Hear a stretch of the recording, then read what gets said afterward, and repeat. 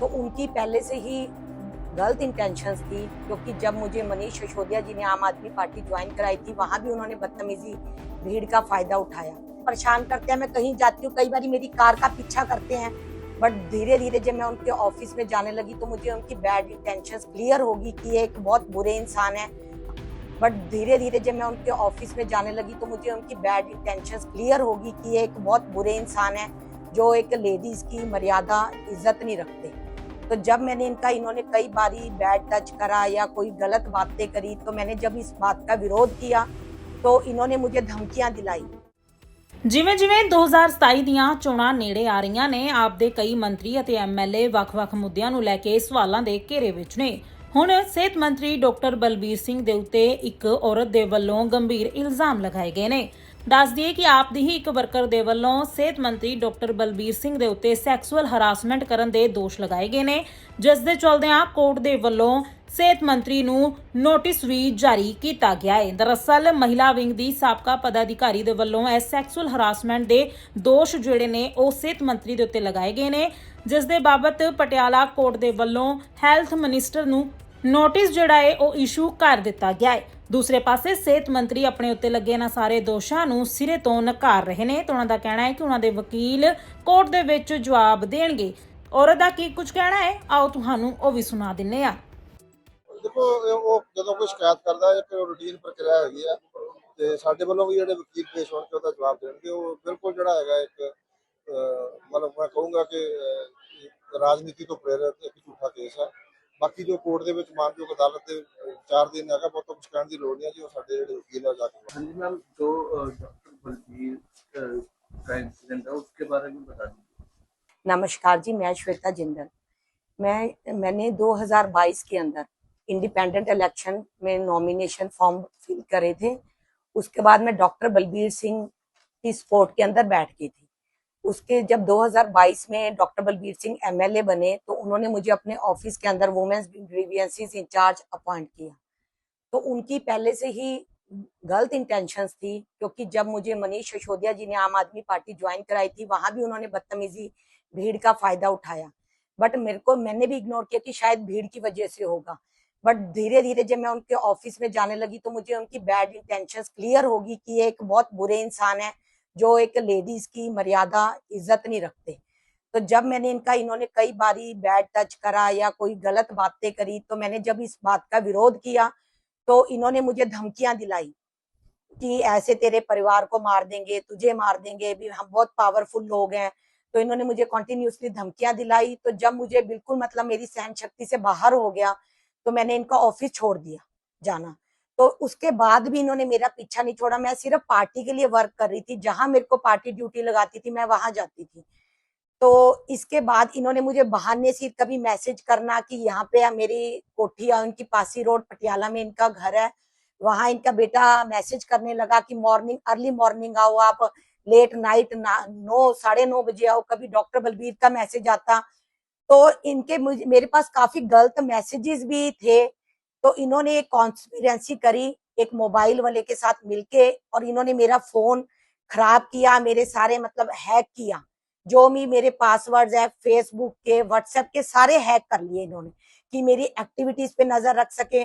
और जो मेरा डाटा था वो भी इन्होंने डिलीट कराया, क्योंकि इन्हें खतरा था, इन्हें लग गया था कि इसने मेरा ऑफिस भी छोड़ दिया और इसने विद्रोह कर दिया कि अब ये हमारे पास काम नहीं करती है, सिर्फ पार्टी के लिए कर रही है।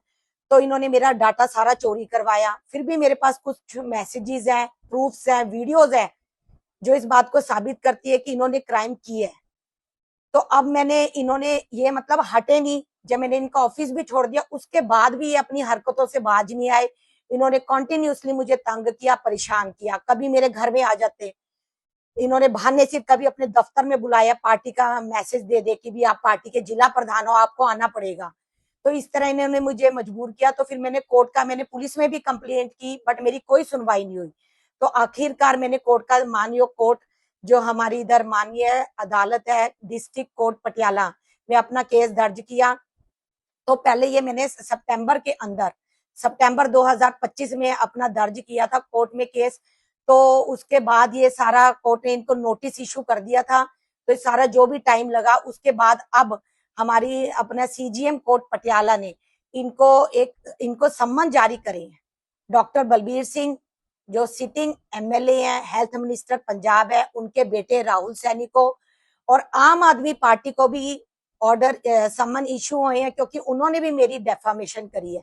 उन्होंने मेरा सस्पेंशन लेटर जो दिया वो ठीक है, कोई बात नहीं, उसके साथ उन्होंने गलत बैड सॉन्ग्स लगा लगा के उन्होंने मेरे सॉन्ग्स लगा लगा के लेटर चलाई और मेरे पे झूठा इल्जाम लगाया कि मोबाइल वाले को इन्होंने थ्रेटन किया है, जबकि मोबाइल वाले ने मेरा सारा डाटा चोरी करा, मेरे साथ मिसबिहेव किया और मेरी कहीं सुनवाई नहीं हुई। और उनके पास कोई प्रूफ नहीं है कि मैंने किसी को मतलब थ्रेटन किया है, वो अपना प्रूफ दें भी मैंने थ्रेटन किया है। तो उसके बावजूद आम आदमी पार्टी को भी सम्मन इशू हुए है। अपने जज साहब ने अब BNS